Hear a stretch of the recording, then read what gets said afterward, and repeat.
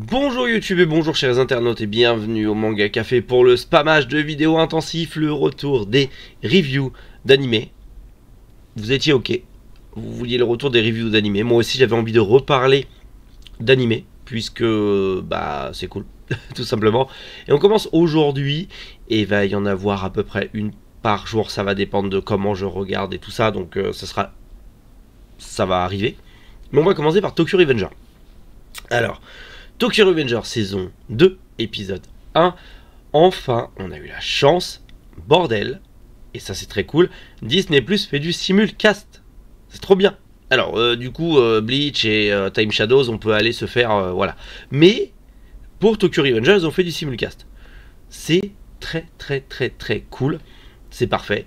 Donc du coup on a pu voir cet épisode, ce nouvel épisode qui reprend là où on s'était arrêté dans la saison 1, donc avec justement Kisaki dans le futur en fait, où bah, tout simplement Kisaki menace avec son arme de tuer notre héros adoré Takemichi. Il a malheureusement déjà tué Shifuyu et du coup il menace de le buter. On s'était arrêté à la saison 1 et on était en mode ah bordel, c'était un peu long d'attendre, mais là ça y est on a la suite. Et bien sûr, ce moment-là où il est prêt à dire goodbye my hero. Alors, on a eu une petite rétrospective de tout ce qui s'était passé, donc ça va, c'était pas gavant, c'était cool même. Mais goodbye my hero, et après, poup, fondu au noir, incroyable, coupure de courant, bien sûr. Et on se retrouve après, bien sûr, avec Takemichi par terre qui se demande ce qui se passe. Et voilà, on voit Baji. Mais non, c'est pas Baji, parce que c'est Kazutola. Incroyable. Bon, ceux qui ont lu le manga, vous le saviez. Kazutola, qui est là. Et qui explique un petit peu, voilà, que Maeki est devenu dingue, qu'il s'est passé beaucoup trop de trucs, que Takemichi était censé protéger le Toman, et en fait, c'est devenu une vraie enflure. Il s'est fait manipuler par Kisaki comme tout le monde, et le Toman est devenu un putain d'empire mafieux complètement dangereux.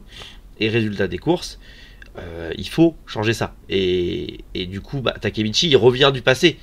C'était son lui du futur qui était devenu barge. Mais lui, il est revenu là en mode mais t'as raison, il faut sauver le Toman et tout ça. Il ne peut pas dire à Kazutora qui voyage dans le temps entre son lui du passé et lui du présent. Enfin, de son futur, c'est compliqué. Mais du coup, on est plongé dans le début de l'arc. Le début de l'arc de Noël d'ailleurs, où en gros on nous montre un petit peu, voilà, il s'est passé ça, c'est le bordel, vite, serre la main à Naoto et retourne dans le passé pour sauver ça, pour virer les Black Dragons, pour éviter que l'argent des Black Dragons apporte du pouvoir à Kisaki et du coup corrompe le Toman, tout simplement. Et il va se retrouver du coup projeté dans le lui du passé en jouant au bowling justement avec Ina, tout simplement. Et il se retrouve avec tout simplement l'un des membres, enfin le petit frère du chef des Black Dragons de l'époque. Tout simplement, ça s'arrête là. On attend la suite, bien sûr. Mais on nous montre, déjà il y a le nouvel opening et tout ça, on nous montre très bien que on va être sur un animé, enfin une saison qui va être beaucoup plus sombre que la précédente. On nous montre bien que ça va chier, qu'il y aura très peu d'espoir. On nous montre, voilà, Tokyo Revenger, c'est pas forcément, enfin c'est un shonen, mais ça rigole pas, c'est violent et ça rigole zéro. Alors je sais, il y en a qui vont me dire oui, enfin bon, c'est du Furio pour les enfants, c'est pas du slam dunk, c'est pas du, voilà, il y a pas des trucs ultra. Oui, je sais les gars, on a connu des Furio beaucoup plus burnés que ça. On est d'accord. Rokudenashi Blues en tête de liste, mais pas que. Mais malgré tout, voilà, on est quand même plongé. Certes, si ça fait très cartoon, on est quand même plongé dans un, pour moi, un bon Furio. Je suis à jour dans le manga et mon dieu que le manga est très cool, même s'il est très cousu de fil blanc, même s'il est très classique. Moi je le trouve très cool, c'est un manga que j'aime beaucoup. Et là l'animé ça donne envie. L'animation est pas dégueu, les OST sont toujours bonnes. Après l'animation sur la saison 1 c'était pas non plus folichon, sauf sur certains combats. On va voir dans celui-là ce que ça va donner, mais ce n'est qu'un épisode 1 d'une nouvelle saison. On nous installe des choses et on attend que ça arrive. Donc maintenant, pour le moment, on ne sait pas ce que ça va donner.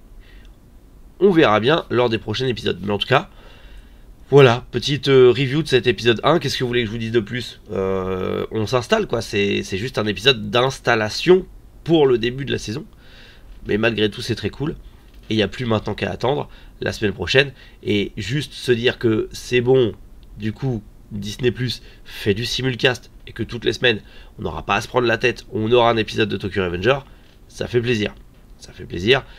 Faut savoir que ce sera tous les samedis à partir de 18h45, si je dis pas de bêtises. Je suis pas sûr de l'horaire fixe, mais ce sera tous les jours à partir de 18h45. Voilà, on sait que au moins chaque semaine, tous les samedis à 18h45, on aura un épisode. Donc déjà, au moins là-dessus, on est peinard. Bref, je vous donne rendez-vous demain pour une autre review d'animé de saison. Je pense qu'on parlera de My Hero Academia ou de Blue Lock ou de Trigun Stampede. Peut-être que je vais faire des reviews sur Trigun Stampede ou de Nier Automata. Je sais pas. On verra. Dites-moi en commentaire quelle review vous voulez pour demain. Et on se donne rendez-vous dans tous les cas aussi demain pour le Manga Café News. D'ici là, prenez soin de vous et surtout passez une agréable journée. C'était Méric. Boujou, les internautes.